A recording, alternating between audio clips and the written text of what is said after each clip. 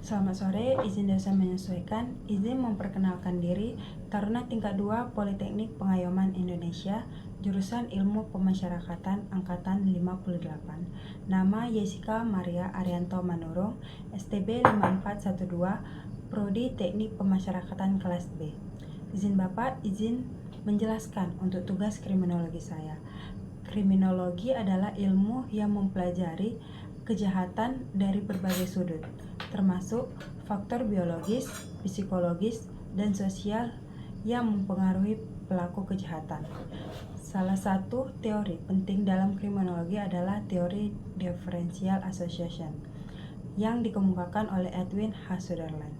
Teori ini menyatakan bahwa perilaku kriminal bukanlah bawaan lahir, melainkan dipelajari melalui interaksi sosial, terutama dalam kelompok dekat seperti keluarga maupun teman. Contohnya terdapat 2 kasus. Yang pertama, di Sumatera Utara, transaksi judi online meningkat hingga 300% pada tahun 2024 dengan nilai mencapai 400.000 triliun. Banyak pelaku awalnya hanya mencoba-coba, lalu terpengaruh lingkungan yang permisif, lemahnya nilai moral, faktor ekonomi, dan kecanduan. Seperti coba-coba dan penasaran, banyaknya pelaku awalnya hanya iseng atau terdorong rasa ingin tahu. Lalu, pengaruh dari lingkungan, judi online sudah dianggap biasa di lingkungan sekitar, maka masyarakat lain mudah terpengaruh. Lemahnya nilai moral dan agama mengartikan bahwa kurangnya pendidikan, etika, dan agama membuat masyarakat sulit membedakan mana yang benar maupun mana yang salah. Faktor ekonomi, kesulitan ekonomi mendorong sebagian orang mencari jalan pintas lewat judi online. Kecanduan, judi online menimbulkan efek adiktif, membuat pelaku sulit berhenti. Perilaku judi ini dipelajari dari lingkungan sosial yang mendukung atau membiarkan aktivitas tersebut.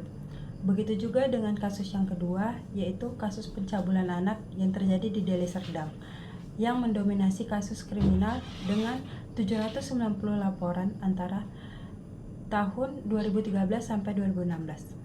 Pelaku sering berasal dari lingkungan yang kurang pengawasan dan minim edukasi moral, sehingga perilaku menyimpang ini dipelajari dan dianggap biasa.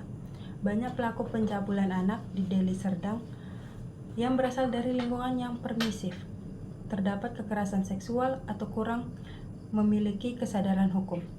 Dalam lingkungan seperti ini, perilaku menyimpang cenderung dianggap biasa atau tidak terlalu dipermasalahkan. Anak-anak remaja yang tumbuh dalam lingkungan dengan nilai moral lemah, minim edukasi, atau sering menyaksikan kekerasan seksual berpotensi mempelajari dan meniru perilaku tersebut. Dari kedua kasus ini, terlihat jelas bahwa kejahatan berkembang karena proses belajar sosial di lingkungan sekitar.